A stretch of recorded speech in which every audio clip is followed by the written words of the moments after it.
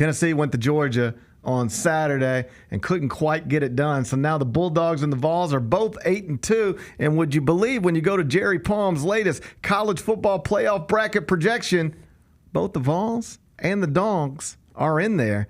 But guess who got knocked out while sitting there not even playing a game?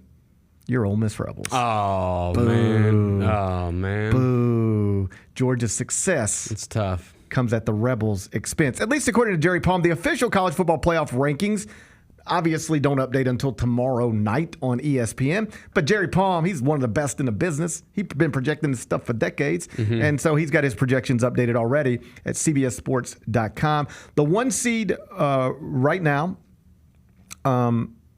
would be... would be Ohio State according. I'm not going to argue with Jerry Palm. All right, I'm just going to tell you what he's got. Tell me what Jerry's got. He's got Ohio State as the 1 seed, Alabama as the 2 seed, Miami as the 3 seed, Boise State as the 4 seed.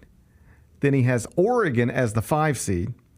He's got Penn State as the 6, Georgia as the 7, Texas as the 8, Indiana as the 9, Notre Dame as the 10. Then it's Tennessee at 11, and Coach Prime and the Colorado Buffaloes are the 12 seed right now, based on Jerry Palm's projections.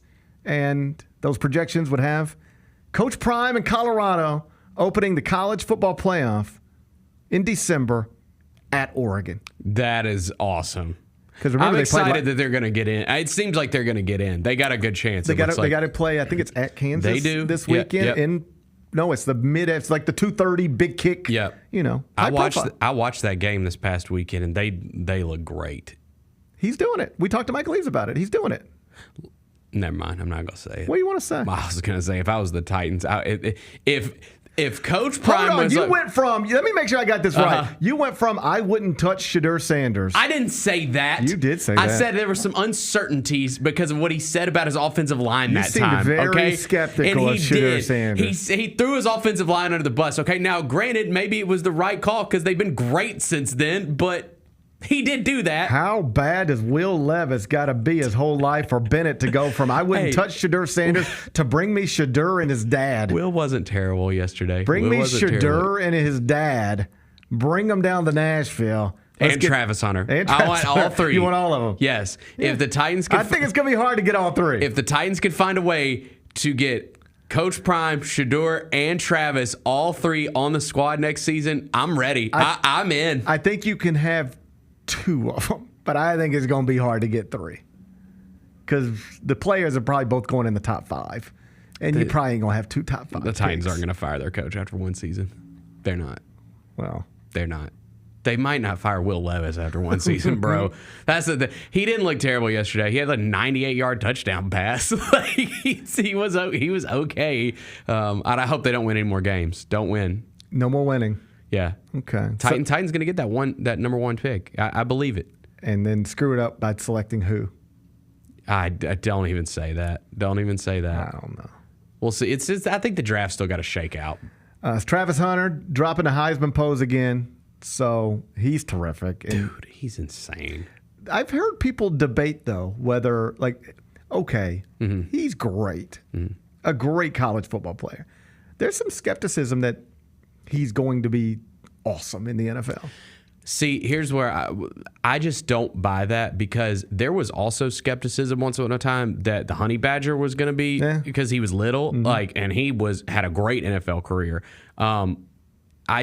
I think that dude's just an amazing football player and will figure it out in the league, whether he plays wide receiver or cornerback. People seem to think his best future is at corner, not receiver. I think so too, because of the size. Typically, little receivers, you have to be Tyreek Hill to be able to be a star in that league at that size. But yeah, I think he could be a great corner. It's just college football playoff is right around the corner, about a month away. The first round games are going to be December 20th, 21st. So it's really a month away from now. Mm-hmm. We're going to get this in some form. And I just like imagining the matchups. I do too. The idea that you get Oregon, Colorado theoretically in a first round game with the winner advancing to play Boise State, and you'd probably be a favorite over Boise State, even coming out of the first round if you're Colorado or. So it's just fun to sort of imagine where this thing is going. But as of this moment, we got a college football playoff bracket projection that has like most of the big brands. Ohio State's in there. Alabama's in there. Oregon, which has been awesome all year, in there. Texas, in there. Indiana, maybe the story of the year, in there. Colorado with Coach Prime, Travis Hunter, Shedeur Sanders, in there. Georgia with Kirby Smart, been operating at the highest level of the sport. They're in there. Notre Dame, big brand. They're in there. Tennessee, exciting offense. They're in there.